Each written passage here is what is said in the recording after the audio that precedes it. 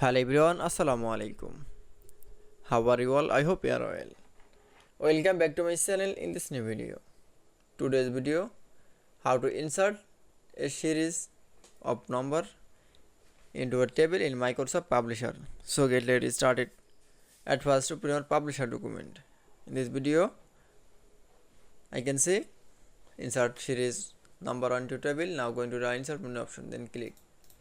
Now select from table. Now select from row and columns. Then select from all table columns. Now going to the border menu option, then click for all border. That it's. Now resize your table. Now select from any columns option. Now going to the home menu option, then click for numbering option. Then click for number icon option. That is.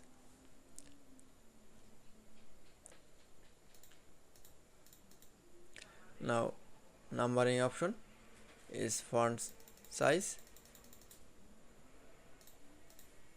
That is.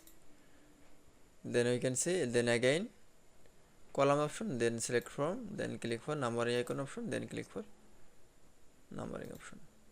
That is. I hope to enjoy the video.